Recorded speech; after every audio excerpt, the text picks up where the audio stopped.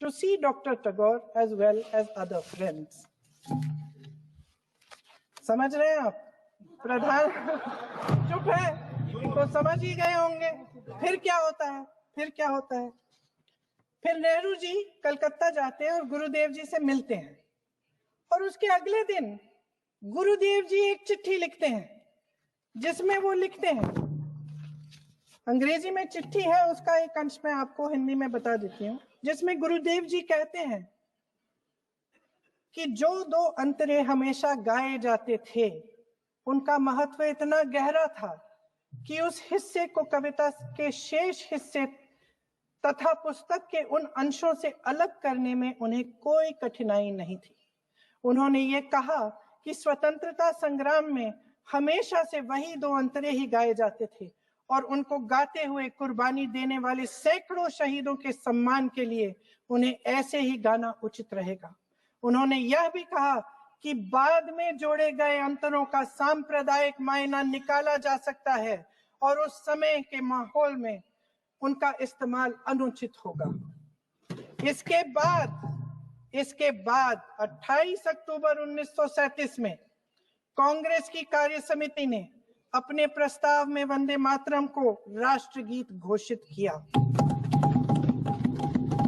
उन्हीं दो अंतरों को कार्य समिति की बैठक में महात्मा गांधी जी, नेताजी सुभाष चंद्र बोस, पंडित नेहरू, आचार्य नरेंद्र देव जी, सरदार पटेल जी, गुरुदेव रविंद्रनाथ टैगोर जी सब मौजूद थे।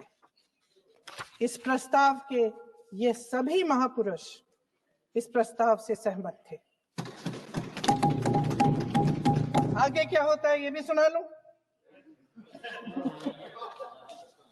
भारत की आजादी के बाद जब इसी गीत के इन्हीं दो अंतरों को 1950 में डॉक्टर राजेंद्र प्रसाद जी ने संविधान समिति में भारत का राष्ट्रगीत घोषित किया, तब लगभग यही महापुरुष मौजूद थे। इनके साथ साथ B.R. अम्बेडकर जी भी सभा में थे और इनके साथ साथ मेरे सत्ता पक्ष के साथियों के नेता श्री श्यामा प्रसाद मुखर्जी भी मौजूद थे।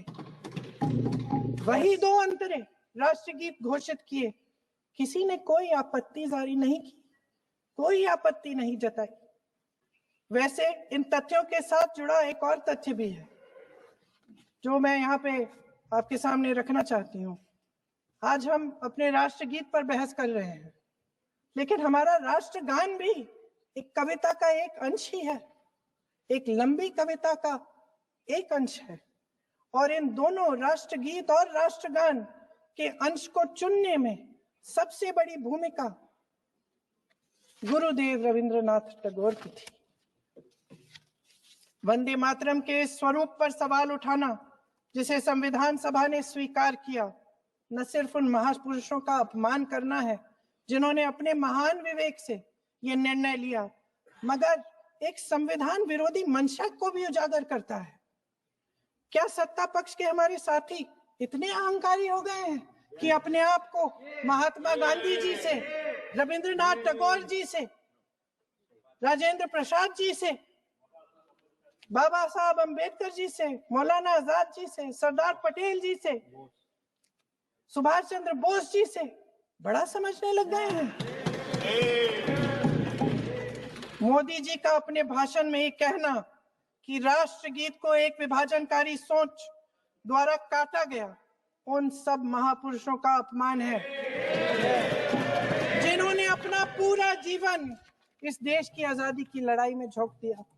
वंदे मातरम को विभाजित करने का आरोप लगाकर आप पूरी संविधान सभा पर आरोप लगा रहे हैं, उसके हर एक नेता को दोषी ठहरा रहे हैं। यह हमारी संविधान सभा और हमारे संविधान का खुला वार है। और जहां तक जवाहरलाल नेहरू जी की बात है, जितनी देर हमारे प्रधानमंत्री देश के प्रधानमंत्री रहे हैं, 12 साल हो गए हैं, लगभग उतने ही सालों के लिए जवाहरलाल नेहरू जी जेल में रहे। किस लिए? इस देश की आजादी के लिए। उसके बाद 17 साल के लिए प्रधानमंत्री रहे आप बड़ी आलोचना करते हैं इनकी, लेकिन अगर इन्होंने इसरो नहीं बनाया होता तो आज आपका मंगलयान नहीं होता। अगर डीआरडीओ नहीं बनाया होता तो तेजस नहीं बनता। अगर आईआईटी और आईआईएम नहीं बनाए होते तो हम आज आईटी में आगे नहीं होते। अगर एम्स नहीं बनाया होता तो हम कोरोना की जब बड़ी चुनौती का सामना कैसे करते। हाँ, वही बना रहा है, नहीं बना रहा कुछ भी। इसका मतलब है इस मुद्दे का जवाब नहीं है आपके पास।